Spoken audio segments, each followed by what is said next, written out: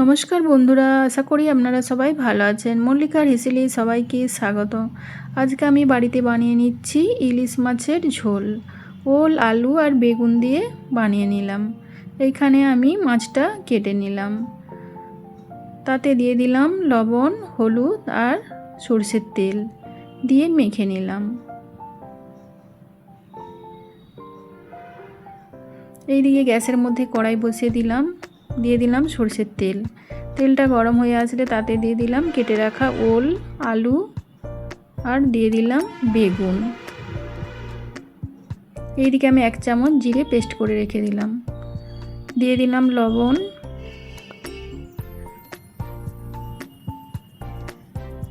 আর দিয়ে দিলাম হলুদের গুঁড়ো, দিয়ে ভালো করে ভেজে নিলাম। এইভাবে ঢাকা দিয়ে ভালো করে ভেজে নিতে হবে।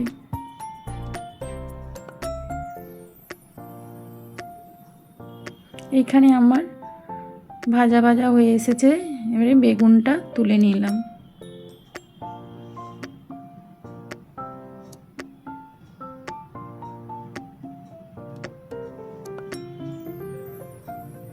এইখানে যে জিরাটা পেস্ট করে রেখেছিলাম এর মধ্যে দিয়ে দিলাম 1/2 চামচ লঙ্কার গুঁড়ো, দিয়ে দিলাম 1/2 চামচ হলুদের গুঁড়ো,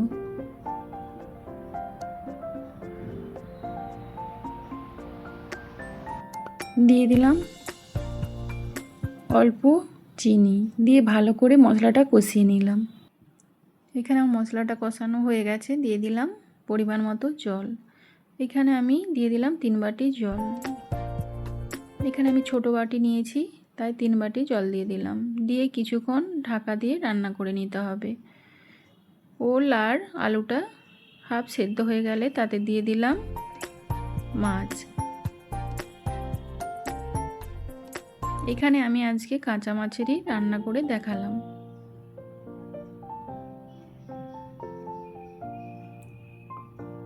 এখানে আমি সব মাছগুলো দিয়ে দিলাম, দিয়ে কিছুক্ষণ ঢাকা দিয়ে রান্না করে নিতে হবে। এখানে রান্না হয়ে এসেছে, দিয়ে দিলাম বেগুন।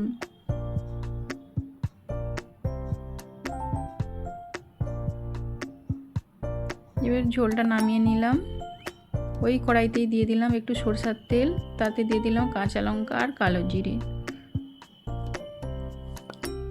কালো জিরেটা একটু ভাজা ভাজা হয়ে আসলে তাতে দিয়ে দিলাম একটা টমেটোকে পেস্ট করে রেখেছিলাম, সেটা দিয়ে দিলাম।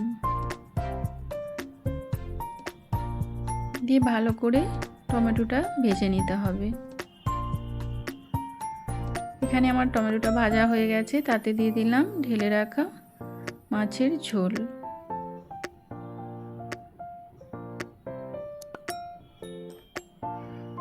দিয়ে এইভাবে কিছুক্ষণ রান্না করে নিতে হবে। এবারে একটি পাত্রে নামিয়ে নিলাম। আশা করি আপনাদের এই রেসিপিটি ভালো লেগেছে। ভালো লেগে থাকলে একটি like, comment, share and subscribe করে দেবেন, আর পাশে থাকা বেল আইকনটি প্রেস করে দেবেন।